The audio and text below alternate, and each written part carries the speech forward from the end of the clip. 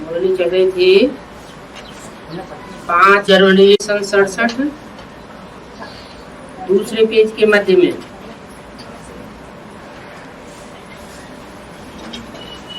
बात चल रही थी भारतवासियों को तो कृष्ण के जन्म का पता भी नहीं है। तुम्हारी बुद्धि में ये सारी नॉलेज है और नॉलेज है सोर्स ऑफ इनकम। वेद शास्त्र आदि में कोई नॉलेज नहीं है। स्कूल में हमेशा एम ऑब्जेक्ट होती है। इस पढ़ाई से तुम कितने साहूकार बनते हो। जन्म जन्मांतर के लिए साहूकार बनते हो। यहाँ जितने ज्ञान रतन धारण करते हो उतना वहाँ जन्म जन्मांतर के लिए स्थूल रतन धारण करने वाले साहूकार बन जाते हो। यहाँ के ज्ञान रतन और वहाँ के स्थूल रतन बन जाएंगे। ज्ञान से होती है सदगति और अज्ञान से होती है दुर्गति। ज्ञान आता है एक बाप से, जिसे सुप्रीम सोल शिव कहा जाता है, और अज्ञान आता है मनुष्य गुरुओं से, क्योंकि मनुष्य आत्माएं 7 जन्म मरण के चक्र में बंधी हुई है। उनको आगे पीछे का ज्ञान, अगले जन्मों का और पिछले जन्मों का ज्ञान नहीं रहता है। और शिव सुप्रीम सोल तो जन्म मरण के चक्र से न्यारा है। जो जन्म मरण में नहीं आता वो चक्कर में भी नहीं आता। आत्माएं इस 84 के चक्कर में आती है। सुप्रीम सोल बाप 84 के चक्र में नहीं आता।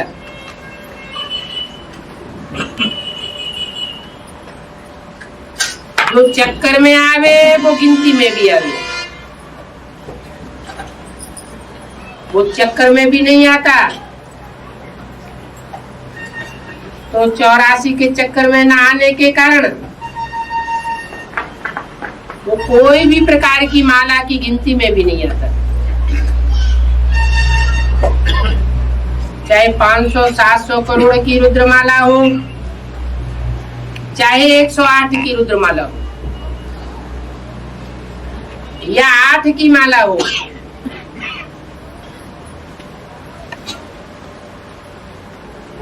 वो है श्रेष्ठ ते श्रेष्ठ। श्रेष्ठ तब कहा जाता है जब इस साकार सृष्टि पर आकर के साकार में पार्ट बजाता है। इसलिए उसके नाम से पहले लगाते हैं श्री श्री 108।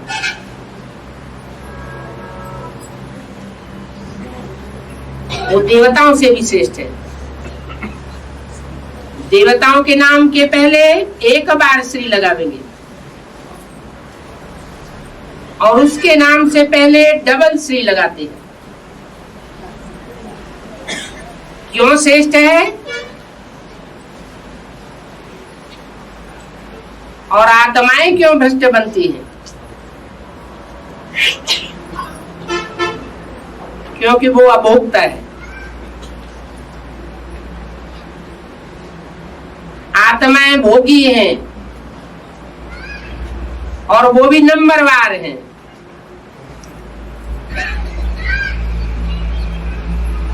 नंबरवार आत्माएं नंबरवार ऊंच और नीचे बनती है।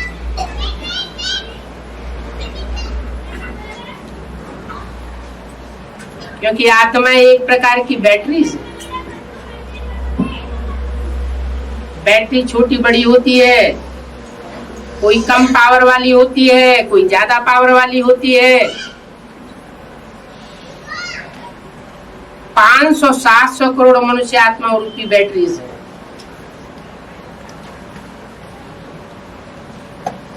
उनमें नंबरवार पावर भरी हुई है।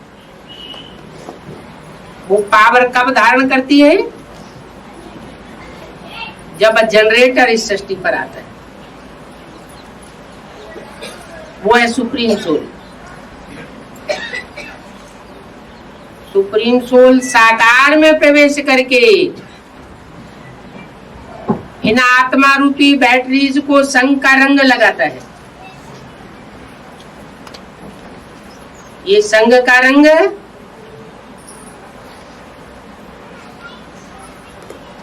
वृत्ति के द्वारा भी लगता है, जिसे कहते हैं याद। दृष्टि के द्वारा भी संग लगता है, क्योंकि साकार में आता है। साकार में आकर के दृष्टि का संग का रंग देता है।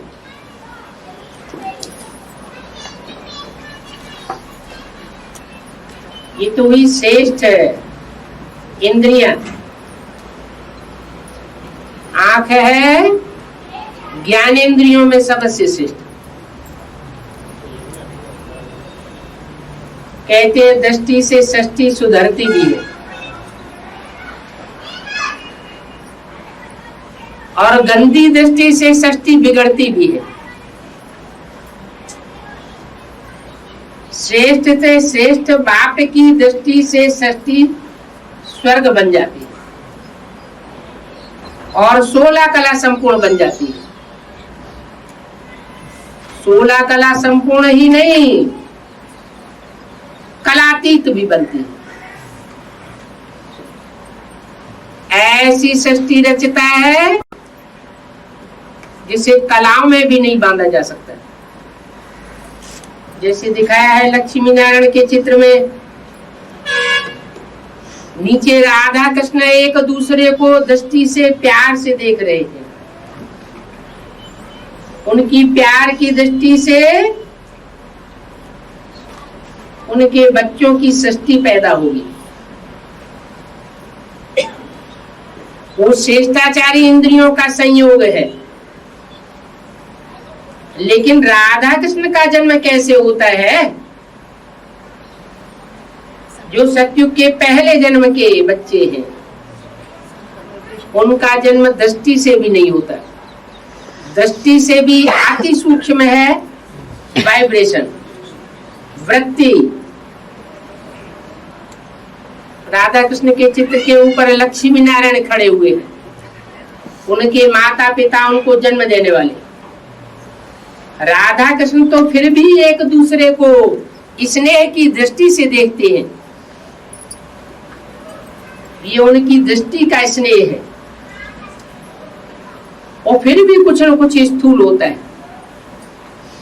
लेकिन जो उनके माँ बाप खड़े हुए हैं चित्र में ऊपर, वो वृत्ति से ही एक दूसरे को स्नेह दे रहे हैं, एक दूसरे का स्नेह ले रहे हैं। वो अति सूक्ष्म स्टेज है जो बाप आकर के सिखाते हैं। हम सब बच्चों को सिखा रहे हैं, बच्चे मुझे याद करो। ये याद की वृत्ति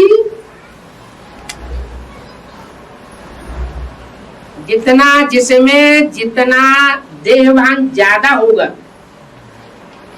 तो उसे याद की सूक्ष्म वृत्ति में नहीं ठहर सकेगा। और जिसमें जितना जन्म जन्मांतर का ज्यादा भरा हुआ होगा आत्माभिमान, वो उतना ही उस सूक्ष्म वृत्ति को तीव्रता से धारण करेगा।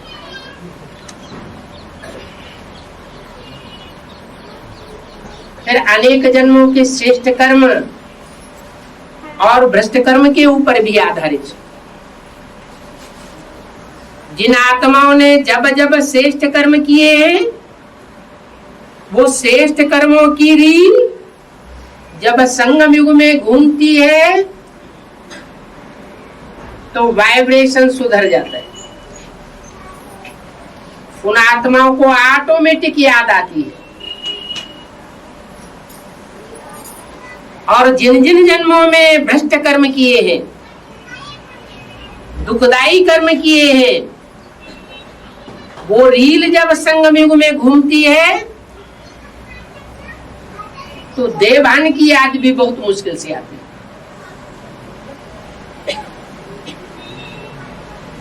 याद भी सात्विक होती है,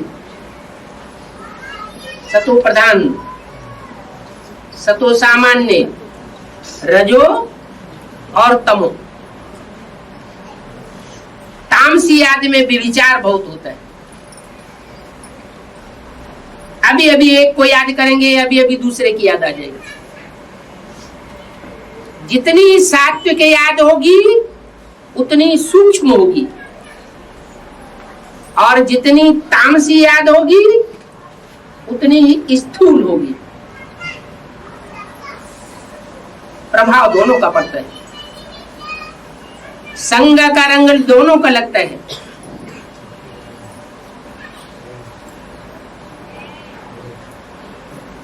श्रेष्ठ कर्मेंद्रियों से जो संग का रंग लगता है वो भी मन बुद्धि में याद आता है, और भ्रष्ट कर्मेंद्रियों से जो संग का रंग लगता है वो भी याद आता है।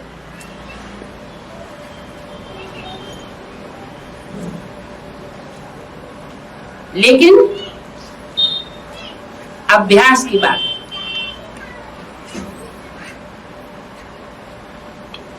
अभ्यास एक ऐसी चीज है जो करने से हो जाती है। अलबेलापन रखेंगे तो नहीं होगी। उस अभ्यास के लिए इस दुनिया से वैराग बहुत जरूरी है। जितना जितना इस दुनिया से वैराग आते जाएगा, देह के संबंधों से, देह के पदार्थों से जितना जितना वैराग बढ़ेगा उतना उतना याद तीखी होती जाएगी।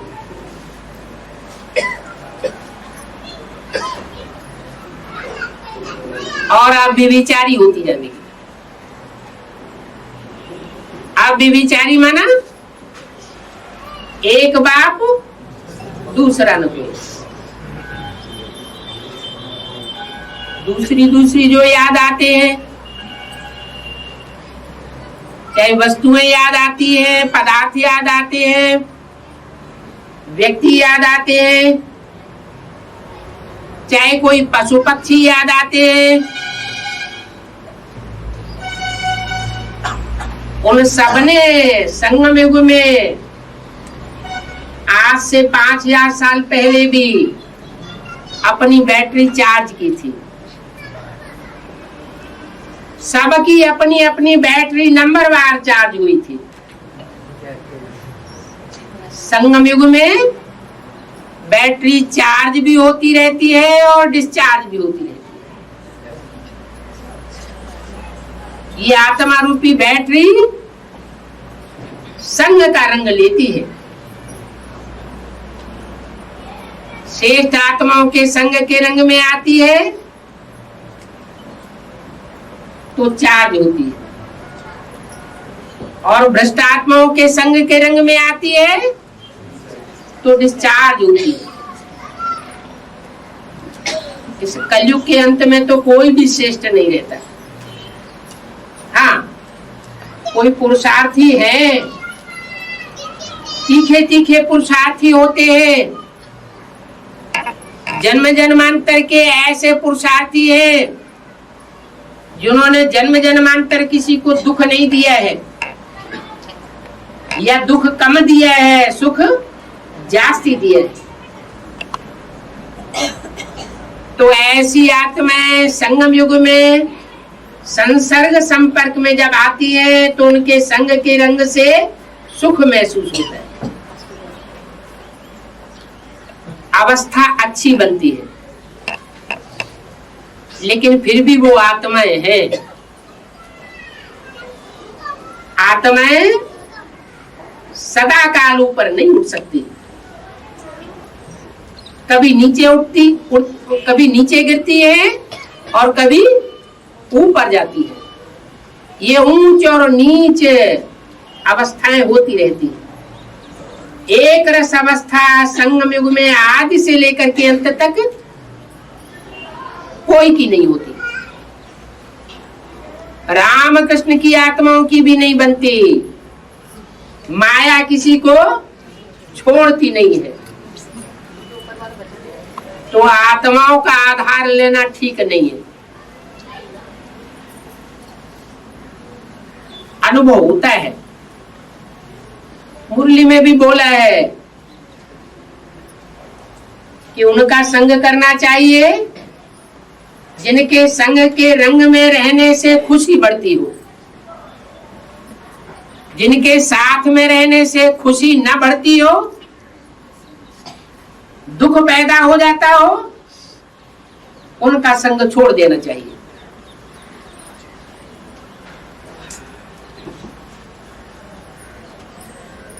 किसके लिए बोला? ये पावरफुल आत्माओं के लिए बोला या कमजोर आत्माओं के लिए बोला? पावरफुल आत्माओं के लिए बोला। पावरफुल आत्माएं तो कमजोर के संग में आएंगी तो भी उनको ऊंचा उठाएंगी।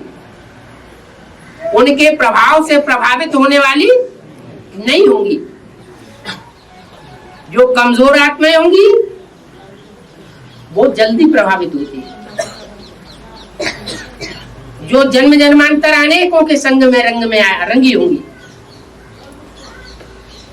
84 जन्म है ना, उनमें जो लास्ट के 63 जन्म है उनमें संग का रंग जास्ती लगता है और विविचारी लगता है। तो जो आत्माएं जितनी जास्ती विविचार में आई होंगी, मन बुद्धि से ज्यादा आसक्त हुई होंगी, वो उतनी ही कमजोर हो जाती है। और वो कमजोरी यहाँ उनको प्रभावित करती रहती है। वो बार बार प्रभावित होते रहते हैं, वो बार बार जन्म जन्मांतर प्रजा बनते रहते हैं। प्रभावित माना ही प्रजा। और इस पुरुषार्थी जीवन में जो कभी किसी से प्रभावित नहीं होता, वो जन्म जन्मांतर का राजा बन सकता है।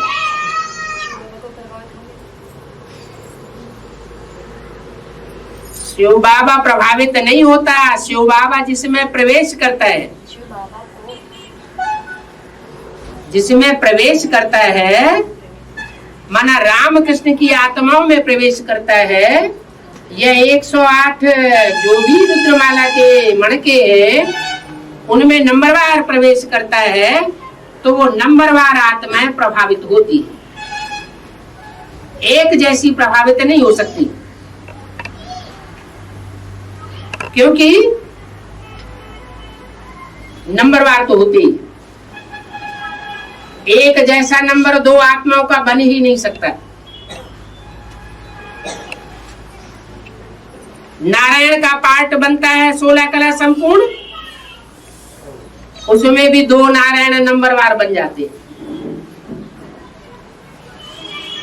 सन 76 तक सबकी बुद्धि में था, ब्राह्मणों की बुद्धि में, कि ब्रह्मा की 16 ही नारायण बनेगी।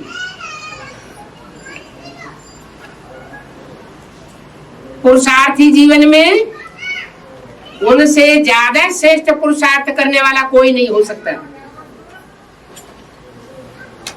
और सन 76 में जैसे ही एडवांस पार्टी का नया ज्ञान निकला तो बात बदल गई। सबकी बुद्धि स्वीकार करती गई। जिन्होंने भी सुना कि कोई ऐसा मणका भी है जो नर से नारायण बनने के पुरुषार्थ में प्लस में आ जाता है, तो पहले वाला पुरुषार्थी पीछे हो गया और प्लस में आने वाला आगे हो गया। जो आगे हो गया वो रचयिता बन गया। जो पीछे रह गया वो रचना बन गया। रचना अर्थात पहला पत्ता राधा कृष्ण, और रचयिता अर्थात सृष्टि रूपी झाड़ का पहले पत्ते को जन्म देने वाला बीज, वो मनुष्य सृष्टि का बीज है, आत्माओं का बीज नहीं है। आत्माओं को आकर के वो ज्ञान नहीं दे सकता।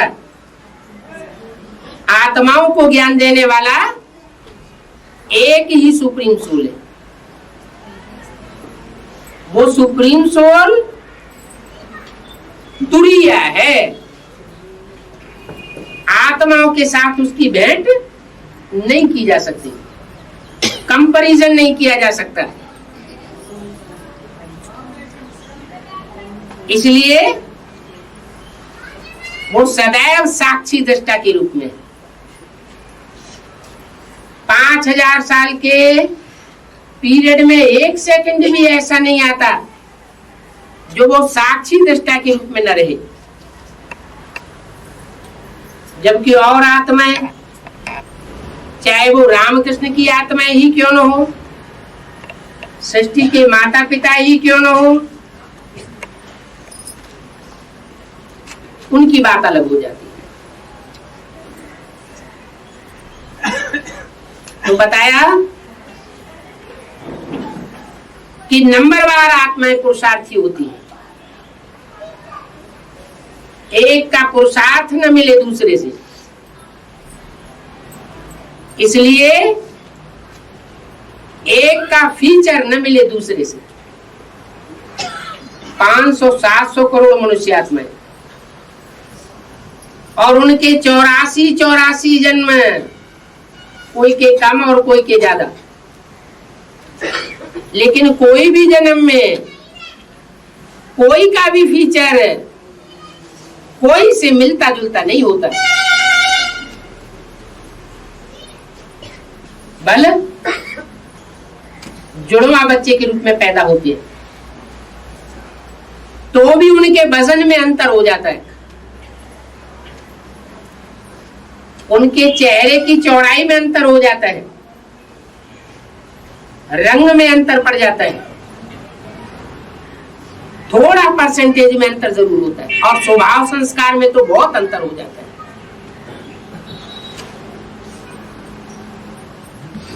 तो कितना बना बनाया वंडरफुल ड्रामा है। हर आत्मा में अपनी अपनी बैटरी के फुल होने की परसेंटेज पहले से ही नुदी हुई है। नुदी हुई होने के बावजूद भी ये नहीं कहा जा सकता कि जब नुदी हुई है तो हम पुरुषार्थ ही क्यों करें। जो भी जितनी स्टेज नुदी हुई है वो किसी को पता नहीं है कि हमारी आत्मा में कितने परसेंटेज की ताकत भरी हुई है। उनको पता चलता है जब संपूर्ण आहुति होने का टाइम आता है, जिनके नंबर डिक्लेयर होते हैं वो अपने अपने स्वरूप को, अपनी अपनी बैटरी की पावर को पहचानते जाते हैं और उस पावर को पहचान करके अपनी अपनी सीट पर सेट हो जाते हैं।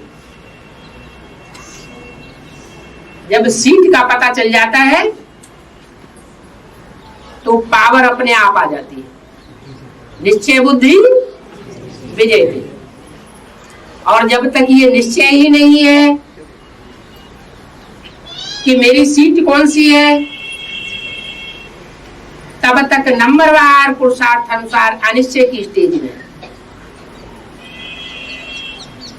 और जब तक अनिश्चय की स्टेज में है तब तक पुरुषार्थ स्पीड नहीं पकड़ता।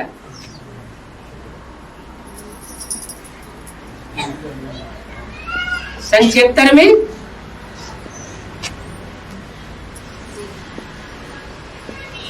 10 साल पहले ही घोषणा कर दी गई थी, पुरानी दुनिया का विनाश होगा और नई दुनिया की स्थापना होगी।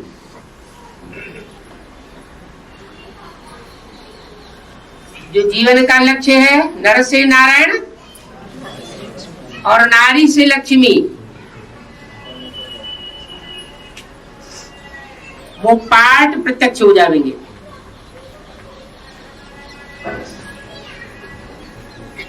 तो जो पहले नंबर की बैटरी थी उसका पार्ट डिक्लेयर हो गया।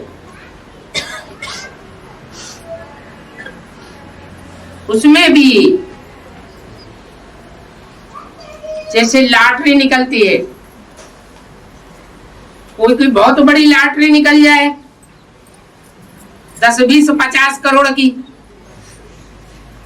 और फटाक से उसको लॉटरी दे दी जाए पूरी की पूरी, तो पागल हो जाएगा। तो ये भी ड्रामा में युक्ति बनी हुई है कि बल ज्ञान के आधार पर पार्ट डिक्लेयर हो जाता है, फिर भी प्राप्ति करने के लिए पुरुषार्थ करना पड़ता है। वो पुरुषार्थ जब तक इस स्टेज को न पहुंचे कि हर आत्मा इस बात को स्वीकार करे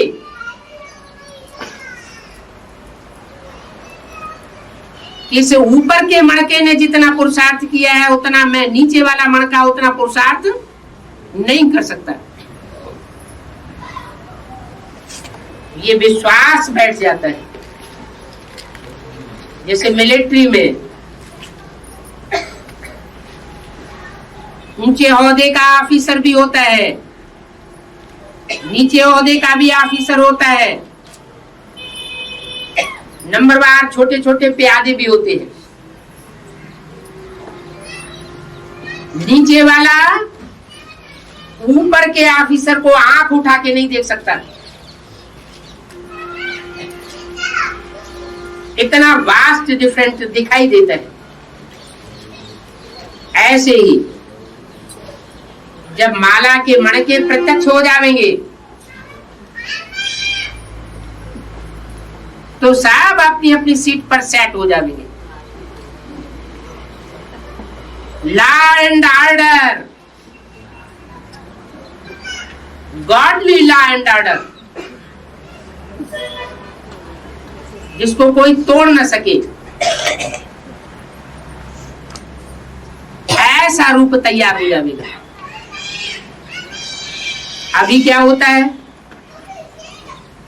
अभी कोई किसी को कहो कि तुम्हारा नंबर नीचा है हमारा ऊंचा है तो चढ़ बैठेगा, मानेगा नहीं। लेकिन लास्ट में ऐसा नहीं होगा, सब अपने अपने पार्ट से अपनी अपनी कुर्सी से फिक्स संतुष्ट हो जाएंगे।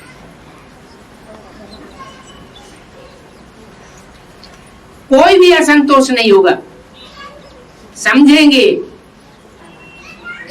अंदर से, उनकी बुद्धि में ये पक्का हो जाएगा, अरे इतना बड़ा कहावना आती दुख पावना, हमें ये पार्ट नहीं चाहिए।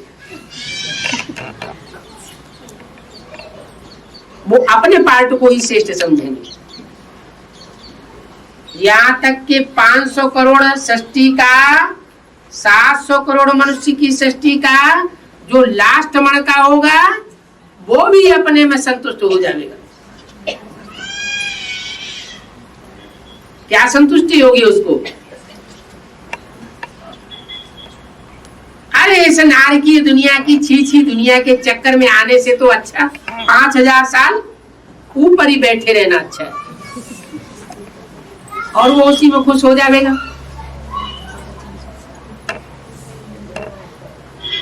तो हर एक की अपनी अपनी भरने की पावर है। कोई थोड़े में खुश हो जाएंगे, कोई ज्यादा से ज्यादा में खुश होंगे।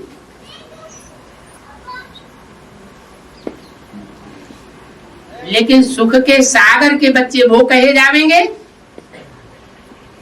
जो षष्ठी रूपी रंगमंच पर ज्यादा से ज्यादा सुख भोगे, ज्यादा से ज्यादा शांति भोगे। हेवनली गॉड फादर है, हेवन का रचयिता है,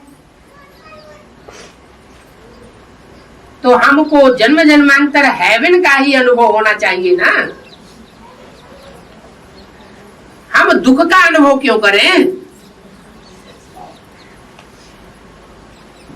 दुख का अनुभव करते हैं, इसका मतलब हम अभी बाप के बच्चे नहीं बने। जैसे अरबपति बाप का बच्चा हो और एक एक पैसे के लिए मोहताजी का अनुभव कर रहा हो, तो क्या कहा जाएगा कि अरबपति बाप से उसका पूरा कनेक्शन है? है? नहीं है। अगर कनेक्शन होता तो बाप की प्रॉपर्टी भी जरूर हकदार बनता होता। जरूर कनेक्शन दूसरों से जुटा हुआ है जो बाप के दुश्मन बन चुके हैं। यहां भी इस सृष्टि पर एक तरफ है बाप और दूसरी तरफ है रावण। रावण अर्थात अनेक प्रकार की मत देने वाला और राम अर्थात एक प्रकार की मत देने वाला। एक मत देता है तो जो एक मत पर चलते हैं वो एक रस रहते हैं, और जो अनेकों की मत पर चलते हैं वो नीचे ऊपर होते रहते हैं। ब्राह्मण जीवन में हम अनुभव कर सकते हैं, गहराई से अपने पुरुषार्थ को देखें, चेकिंग करें कि हम दुखी कब होते हैं। जब हम अनेकों के प्रभाव में आते हैं तो दुखी होते हैं, और एक के प्रभाव में चलते हैं जो ऊंचे से ऊंचे है तो हम सुख का अनुभव करते हैं।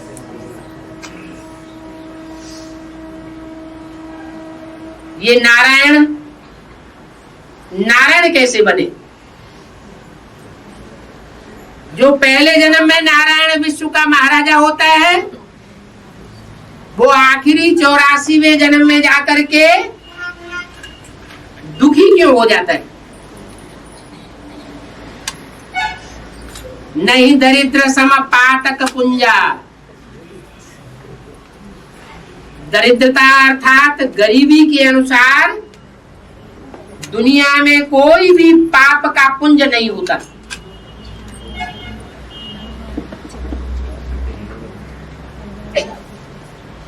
गरीबी बहुत दुखदाई होती है।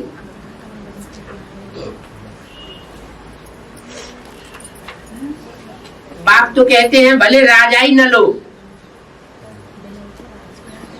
लेकिन जन्म जन्मांतर के साहूकार तो बन जाओ। यहां जितना ज्ञान धारण करेंगे और ज्ञान को अपने जीवन में धारणा में लाएंगे उतने जन्म जन्मांतर के साहूकार बन सकते हैं। भले सेवा करें या न सेवा करें, ज्ञानी आत्मा के वाइब्रेशन ही काम करते रहेंगे सेवा का। उनकी दृष्टि से ही सेवा होती रहेगी, उनके ज्ञान के वाइब्रेशन से ही सेवा होती रहेगी। ऐसे राजाएं भी हुए हैं जिनके राज्य में कंट्रोलिंग पावर ना के बराबर होती है। कोई उनको मान मर्तबा देता भी नहीं है, प्रजा भी उनके कंट्रोल से बाहर होती है। उनके दास दासियां भी उनके कंट्रोल में नहीं आते, खिल्ली उड़ाते रहते हैं। और ऐसे ऐसे साहूकार भी होते हैं जिनके घरों में ढेर दास दासियां होती है, राज्य में उनका खूब मर्तबा होता है, राजा भी उनको बहुत ऊंची दृष्टि से देखता है। जैसे मिसाल दिया कि सतयुग के अंत में जो राजा होगा, आखिरी नारायण,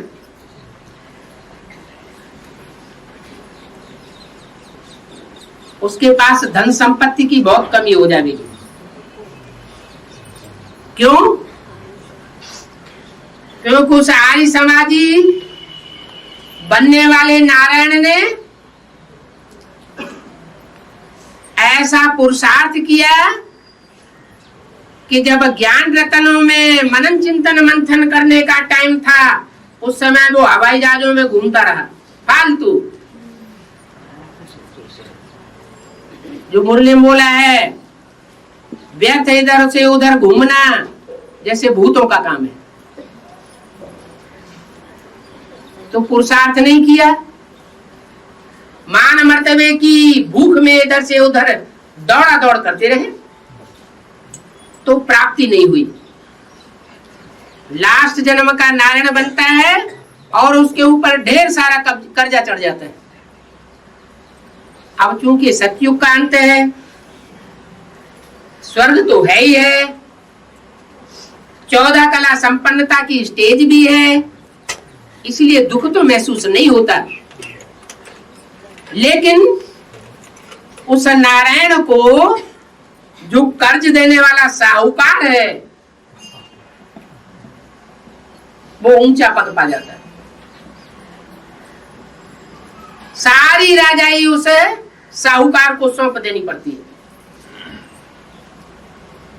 और वो अपनी राजाई की डायनेस्टी चालू कर देता है।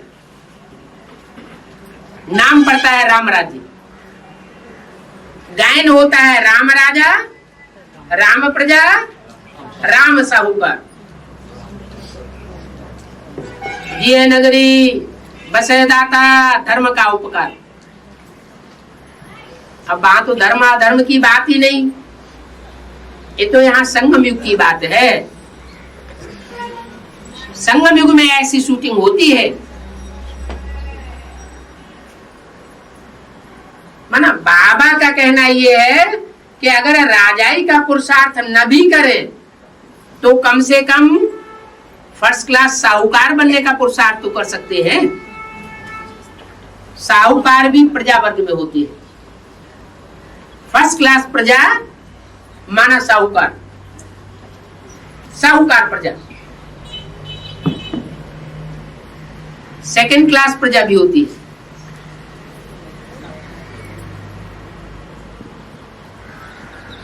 वो किसी के अधीन नहीं होती राजा के सिवाय। वो सतयुग की बात है जहां एक ही राजा होता है, वो होते हैं राज्य अधिकारी। जो भी वहां राज्य अधिकारी होंगे सब एक नारायण के अधिकारी अधीन में होंगे,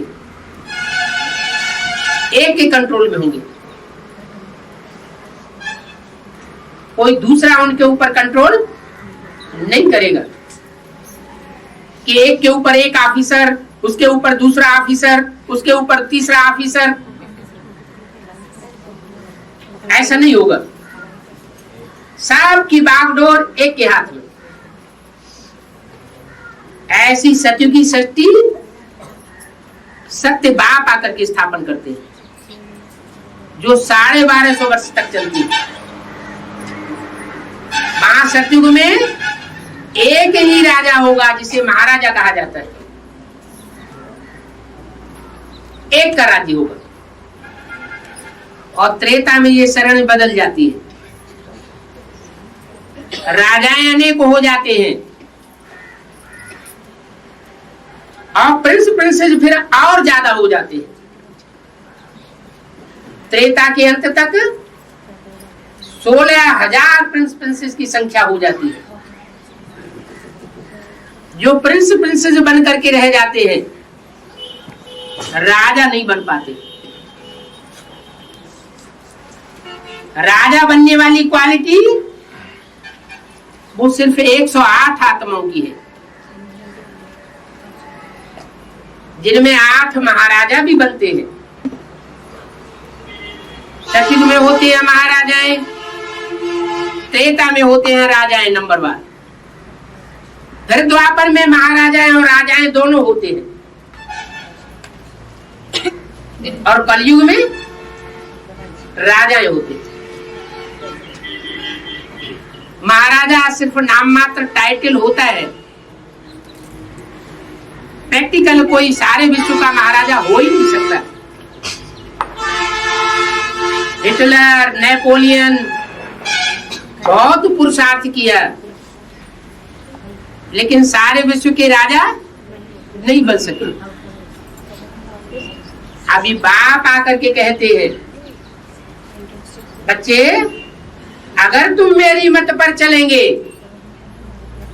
तो मैं तुमको राजाओं का राजा बनाऊंगा। एक जन्म का नहीं, अनेक जन्मों की भी राजाई ले सकते हो।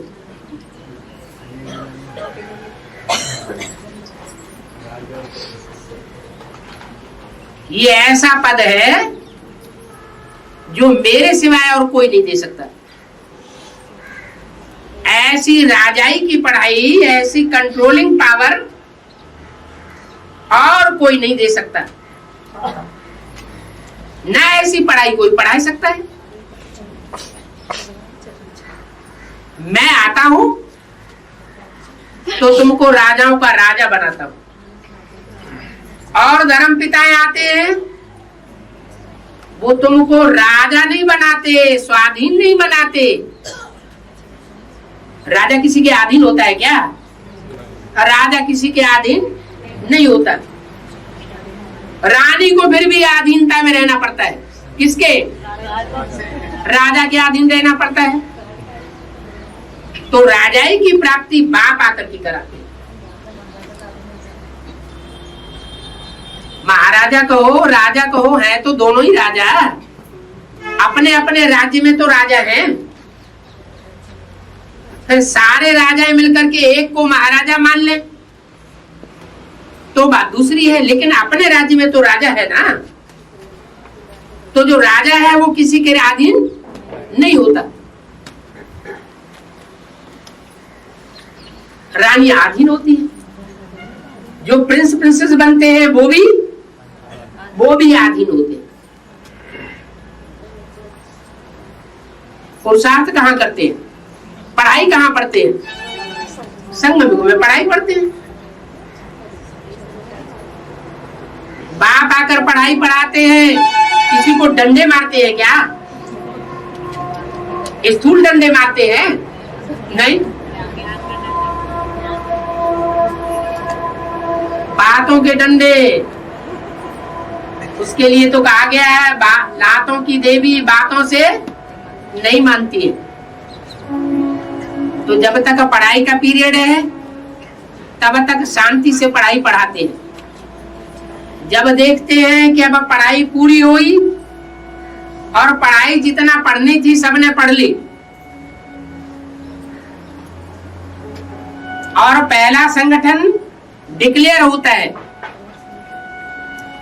और उसके बाद लड़ाई शुरू हो जाती है। जिसने जितनी धारणा की है उतनी धारणा रह जाती है, और फिर संघर्ष शुरू। उस संघर्ष के बीच जिसने जितनी पढ़ाई पढ़ी है उतना ही कामयाब होगा। जिसने जितना पुरुषार्थ किया है अपनी आत्मा को स्थिर करने का, उतना ही स्थिरियम रहेगा। नहीं तो हिल जाएगा। खुद हिलेगा तो राजाई भी हिल जाएगी। कुछ न कुछ अनिश्चय बुद्धि हो जाएगा। अनिश्चय बुद्धि होगा तो माला का मणका नीचे खिसक जाएगा। इसलिए बोला है अनिश्चय बुद्धि विनश्यति। विनश्यति का मतलब आत्मा का खलासा नहीं हो जाएगा, देह खलास नहीं हो जाएगी, लेकिन पद नीचा होता जाएगा। तो अभी जो पाठ चल रहा है आत्माओं के पुरुषार्थ करने का,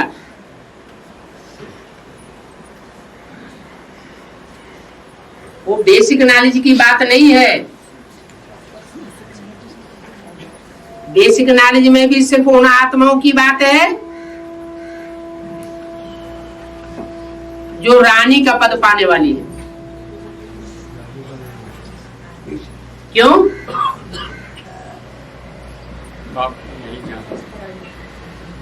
रानी का पद इसलिए पाने वाली है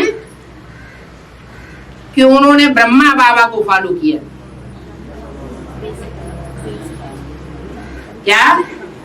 बाप को जाना नहीं, पहचाना नहीं और फॉलो भी नहीं किया। रानी का पद भी उनको तब मिलेगा, नंबरवार रानियों का, जब बाप को पहचानेंगी। बाप को पहचानेगी लास्ट में, तो लास्ट में कितना भी कोई फास्ट पुरुषार्थ करे, जो माला बननी थी रुद्रमाला वो तो बन गई, रुद्रमाला बन जाती है। रुद्रमाला के मणके विजय माला में नहीं पिरोए जाते भले, लेकिन राजाई तो डिक्लेयर हो गई ना। राजाओं में सामना करने की ताकत ज्यादा होती है और रानियों में सामना करने की ताकत नहीं होती। रानियां सहन करती है।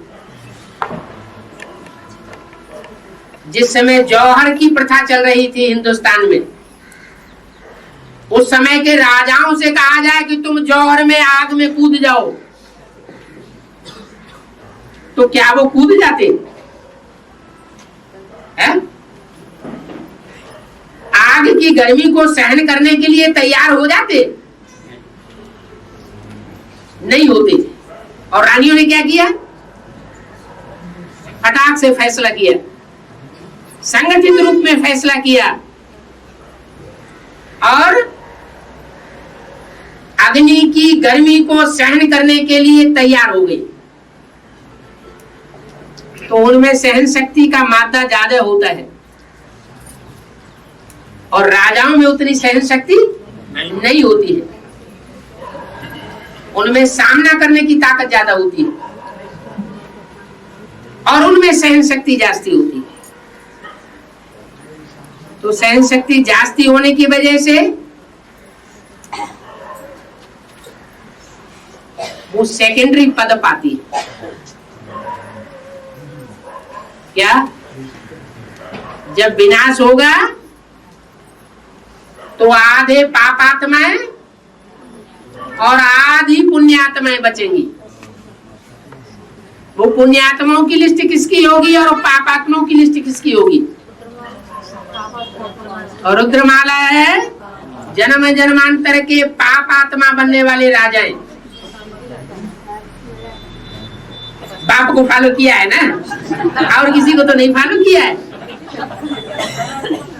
देव रानियों को तो नहीं फॉलो किया है, तो कुछ तो मर्तबा होना चाहिए ना।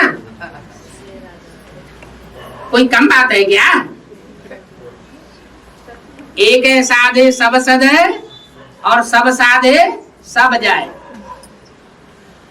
एक की उपासना करना अच्छा या अनेकों की खुट्टे बरदारी करना ज्यादा अच्छा? एक की ही चमचागिरी करे ना, अनेकों की चमचागिरी करने की क्या दरकार? एक कोई साधे रहे, एक की मत पर चलेंगे तो श्रेष्ठ बनेगा। और वो एक भी कौन? ऊंचते ऊंचे। नंबरवार कोई नीच नहीं कि इब्राहिम एक की मत पर चलेंगे या क्राइस्ट एक की मत पर चलेंगे, नहीं। यानी इब्राहिम, बुद्ध, क्राइस्ट जो बाप है, उन बापों का भी जो बाप है उसकी मत पर चलेंगे। तो हम राजाई के पद के हकदार बनेंगे और उसके लिए भी हमें कोई ऐसा प्रयास नहीं करना पड़ता है जो खून खराबे वाला हो। वो द्वापर से कलयुग तक जो भी राजाइयां मिली है वो तो खून खराबे से मिली है। कितनी हिंसा हुई है, कितना दुख बढ़ा है।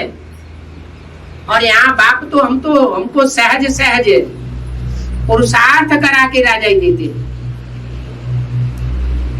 सहज राजयोग है, कोई प्रकार की इसमें कठिनाई नहीं है। अगर किसी को कठिनाई महसूस होती है तो अपने अंदर झांक के देखे कि कहीं श्रीमत में मनमत या मनुष्य मत तो मिक्स नहीं हो रही है। मनमत मिक्स होगी या मनुष्य की मत मिक्स होगी तो जरूर है वो अनुभव नहीं कर सकेंगे जो करना चाहिए। सहज राजयोग का अनुभव नहीं हो सकता, कठिन अनुभव होगा। क्यों? कठिन कब में हम अनुभव होता है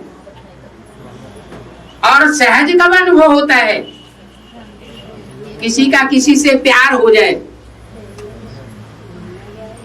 कहानी दिखाते हैं कि फरियाद का शीरी से मोहब्बत हो गई।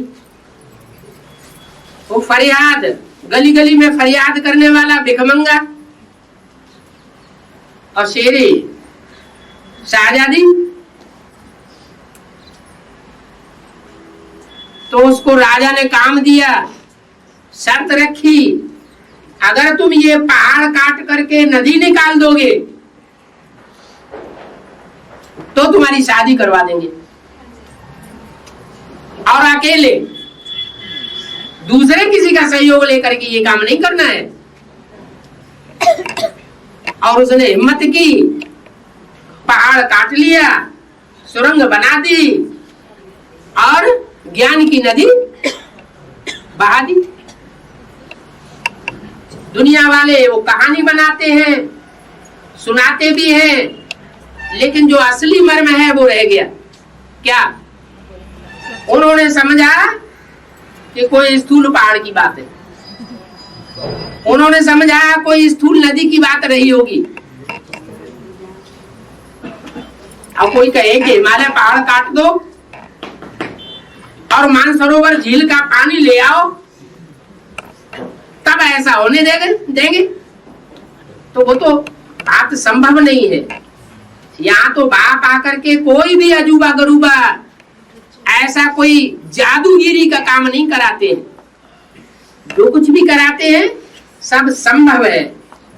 संगम युग है, असंभव को भी संभव करने का युग है।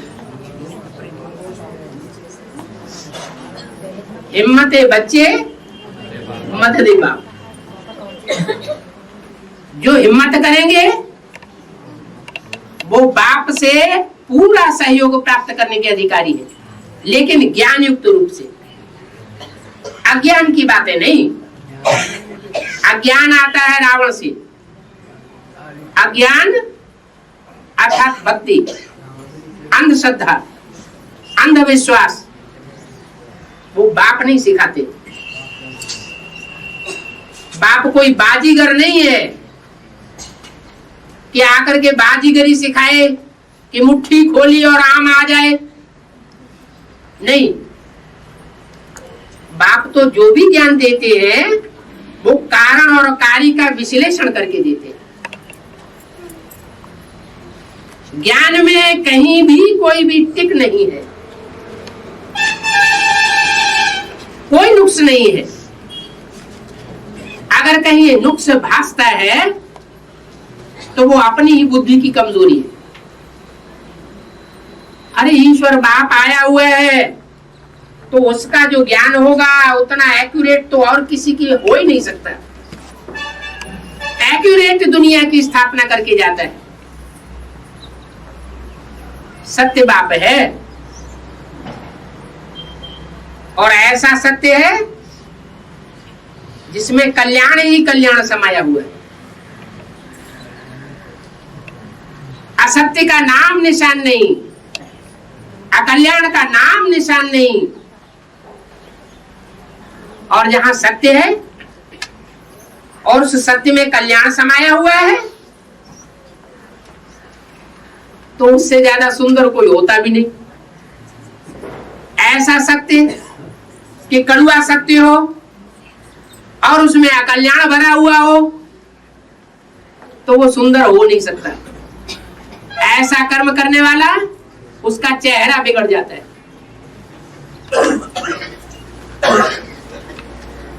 जैसे कोई कसाई का काम कर रहा हो और खांडा लेकर के गाय के पीछे पड़े और गाय भाग जाए, कोई रास्ते में मुड़ करके और वो किसी व्यक्ति से पूछे गाय किधर गई और वो बताते गाय जो है इधर गई, सच्चा सच्चा बता दे,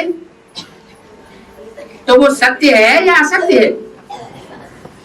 उसको क्या कहेंगे? कल्याणकारी है या कल्याणकारी है? वो सच्चा सच्चा बता दे गाय इधर गई है,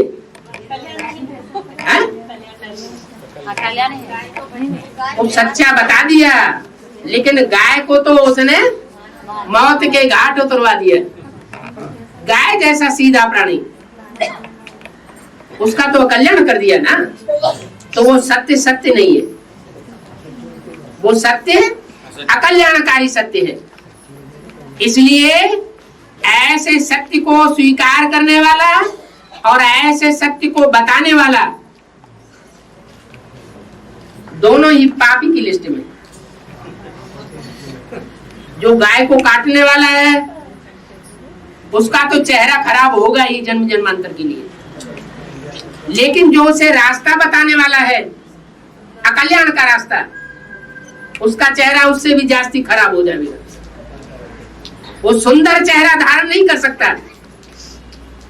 देखेंगे आप क्या कि इस दुनिया में जितने भी दुष्ट कर्म करने वाले होते हैं उनका चेहरा कैसा होता है? भयंकर चेहरा बन जाता है। और जितना ही अच्छे कर्म करने वाला होगा उसका चेहरा भी खुशनुमा दिखाई देगा। तो जहां सत्य है वहां कल्याण है, और जहां सत्य और कल्याण है वहां सुंदरता जरूर होगी। आज की दुनिया में, क्योंकि कलयुगी दुनिया है ना, इसलिए कहीं कहीं विपरीत देखने में आता है। कोई कोई सुंदर चेहरे देखने में आते हैं, देखने में बड़ा सुंदर है, लेकिन जब बातचीत करो, व्यवहार में आओ, तो ऐसे लगता है कि जैसे इससे बड़ा विष का भरा हुआ घड़ा कोई है ही नहीं। ऐसी विसंगति इस दुनिया में क्यों दिखाई देती है?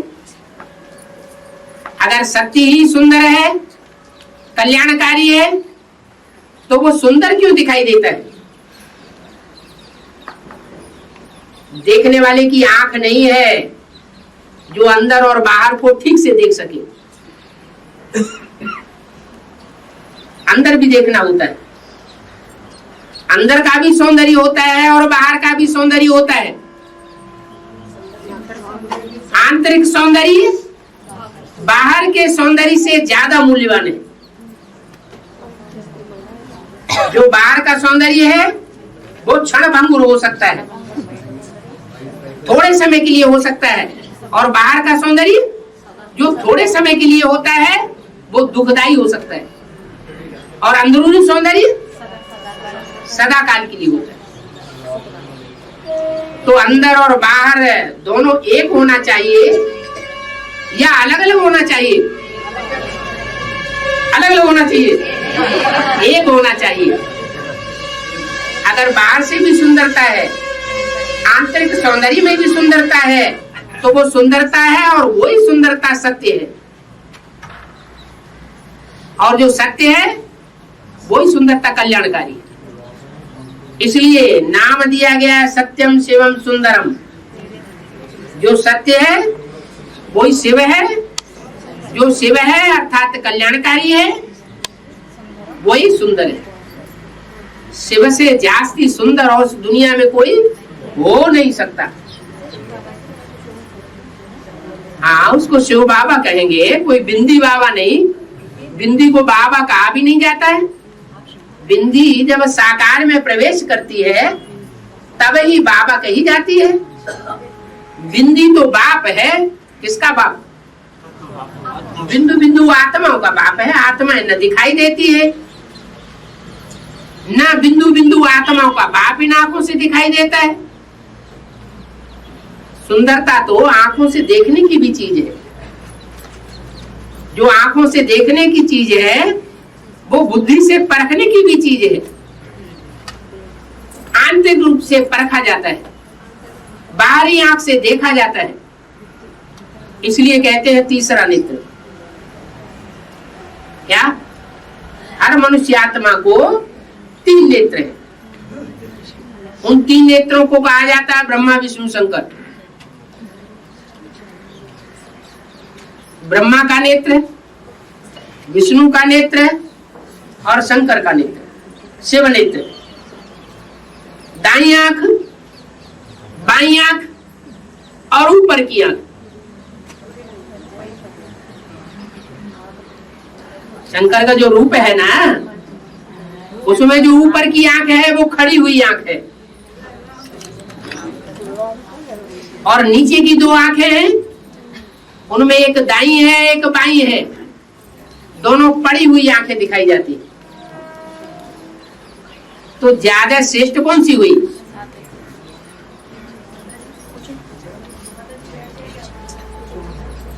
ज्यादा श्रेष्ठ कौन सी हुई? दाई आंख, बाई आंख या खड़ी हुई आंख? जो खड़ी हुई दिखाई जाती है।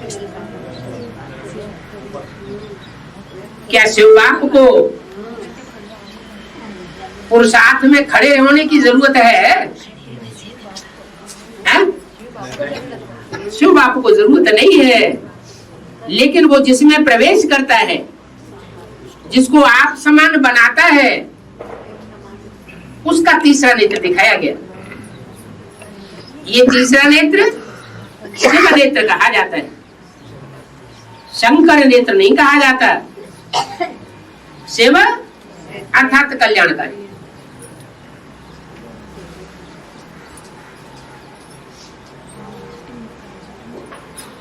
एक देवताओं के गुरु थे, क्या नाम था? बृहस्पति। छोटा मोटा पति नहीं, कैसा पति? बृहस्पति। और एक शुक्राचार्य थे, दैत्यों के पति, दैत्यों के गुरु। उनकी एक आंख नहीं थी, उस आंख से उनको दिखाई नहीं पड़ता था, एक आंख से देखते थे। तो दाई आंख से देखते होंगे या बाई आंख से देखते होंगे? शुक्राचार्य बाई आंख से देखते थे। माना बाई आंख जो लेफ्ट साइड की आंख थी उससे देखते थे। माने अवगुण देखते थे, गुण नहीं देखते थे। जो राक्षसी संप्रदाय की आत्माएं होती हैं वो गुण देखती हैं या अवगुण देखती हैं? अवगुण देखती है। और जो देवता साइड की आत्माएं होती हैं या उनका जो पति है बृहस्पति, उनका गुरु, दाई आंख से भी देखता है तो बाई आंख से भी देखता है। क्या? गुणों को भी देखता है और अवगुणों को भी देखता है, और उनकी तौल भी होती है तीसरे नेत्र से। तो जो तीसरा नेत्र है वो गुणों और अवगुणों का तौल करके फैसला कर देता है कि कौन पापी की लिस्ट में है, राक्षसों की लिस्ट में है, और कौन देवताओं की लिस्ट में।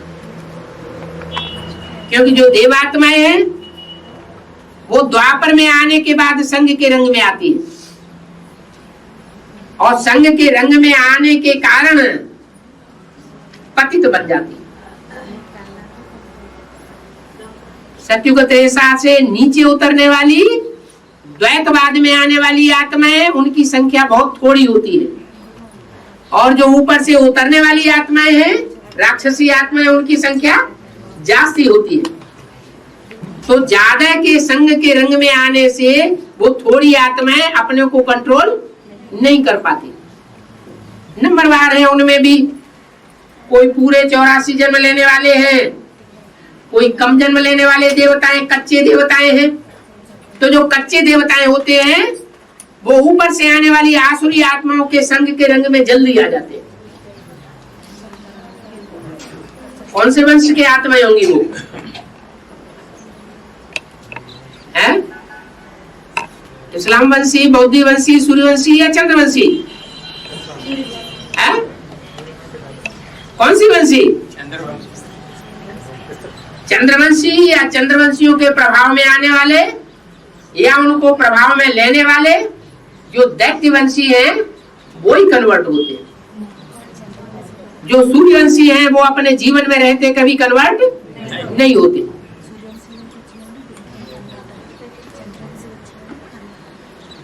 तो बाप कौन से वंश की स्थापना करने आया है?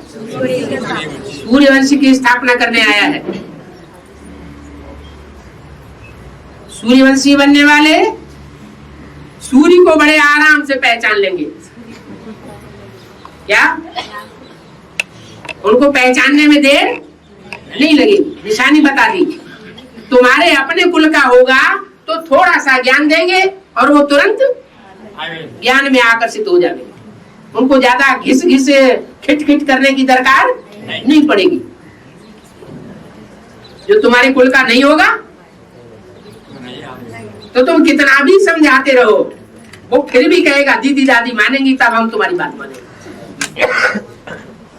भले तुम्हारे पास सत्य है, भले भगवान उधर आया हो तो भी हम नहीं मानेंगे।